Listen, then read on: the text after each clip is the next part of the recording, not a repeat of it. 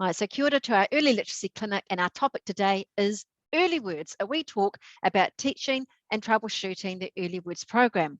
So this is the early words program, and it's something that I've been teaching now since 1988. So I've taught hundreds of children through the early words program, and lots of teachers and teacher aides too.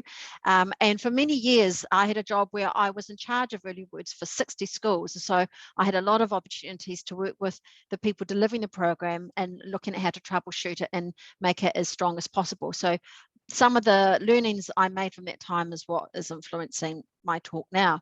So if you don't know what early words is, because maybe not everyone does, it's a one-to-one daily program done by an able reader. So it could be a year 6 student, could be a teacher aide, could be a teacher, could be a parent helper, to a child who is at the early stage of learning to read and doesn't have that bank of high frequency words. So it's one-on-one, systematic. So that means there's a system. We follow an order of teaching words. It's explicit. So we're always banging on about learning the word in the lesson so the student knows what they're there to do. It's 5 minutes every day, ideally. And we teach them how to read the word at word level, on a word card, and in a sentence. And it's the class teacher's job to teach them how to read the word at text level in a guided reading book or in the shared reading. Now, the benefit of the program is that children progress at their own pace. For many tamariki, we're going too fast for them in the classroom. So for those children, and I'm sure you know the ones I mean, the ones who just need more reinforcement, it's great for them. And the second positive aspect of the program is that assessment informs teaching. Every early words lesson starts with assessment. So we always teach exactly where that child is at for that day and not teaching something too hard or too easy. And there's 2 main skills that we teach in the early words program: accuracy and fluency. So they've got to read it pretty fast, because you know reading must have automaticity. Can't have children sitting trying to remember what the word is. So it's about instant recognition of words. And also, of course, it's got to be accurate. We want them to read with accuracy, and they're not guessing. They know what the word is.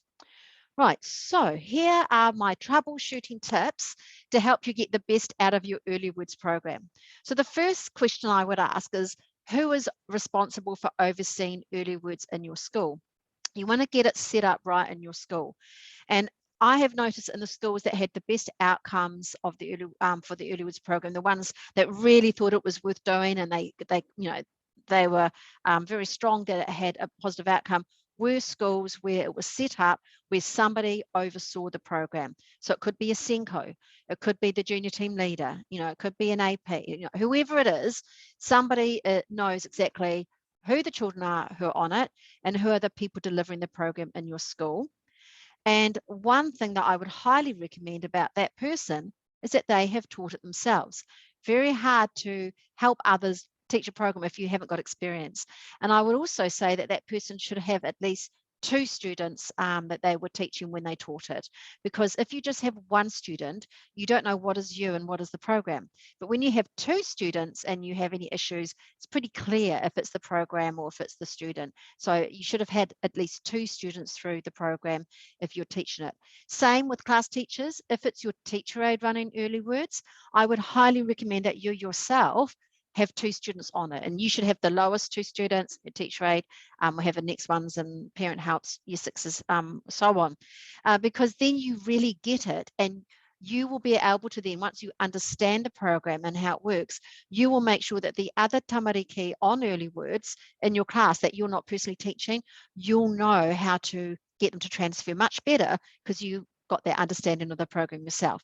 And I know that's a big ask because class teachers are busy, but if you can just find time, 5 minutes a day, if you can, even if you just do it once a week and the teacher aide takes that student for the other 4 days, just to kind of get your oar in, that would have big payoff. How do early words teachers know what to do? And look, so many teacher aides say to me that somebody just one day thrust the early word book in their hands and said, right, you're teaching early words, off you go. No practice, no training. And look, I understand why that happens because, schools are really busy. You just need people to get on with it, but you will get better outcomes if the people delivering the program, or any program really, have had training in it and have support with their teaching of it. There's someone they can go to if they have problems.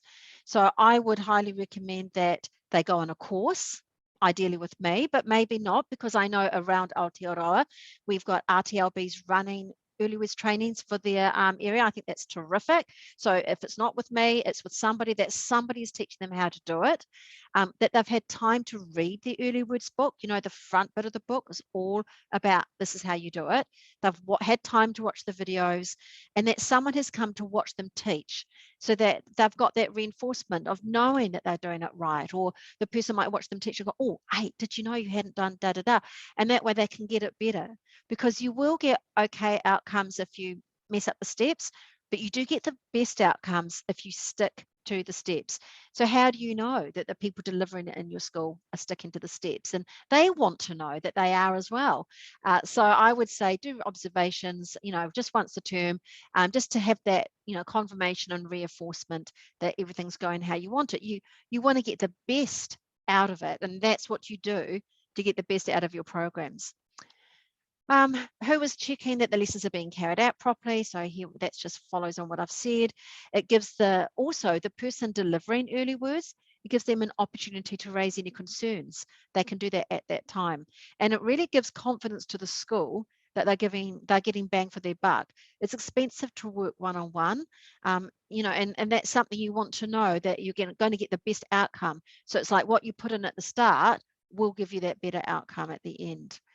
And that same person should be checking the score sheets. So when I was responsible for teaching early words in a school, I got the teacher aides who are running the program, the parent helpers, to hand these score sheets into me on Friday, and I would look at them on Monday, just to make sure that things are looking right, that we don't have children stuck for too long without progression. I mean, some children might be on a word for some time, because, you know, it takes some time to move some children, but as long as you see progress every day, then I'm okay with that.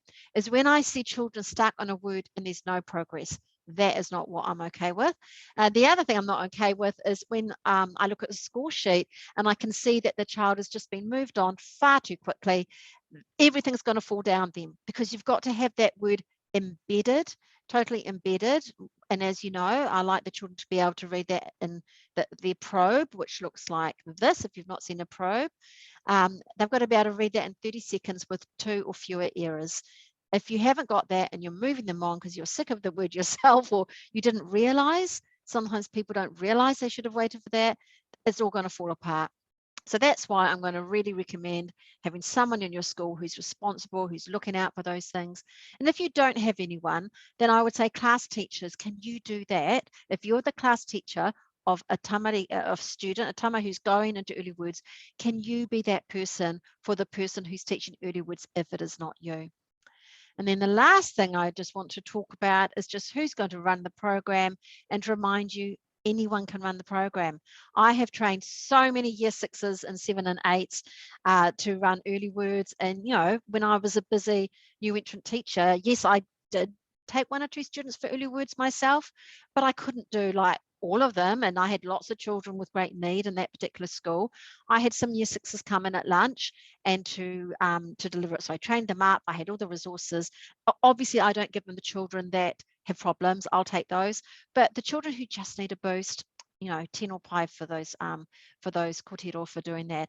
Parent helpers, community volunteers, ask your principal. Many principals wouldn't know what to do with a 5-year-old if they fell over one. So that's your challenge. Well, you could take early words 5 minutes a day. All right, well, that is my wee talk about troubleshooting early words. So I'm going to pause the recording. If you're watching this, I hope it was helpful.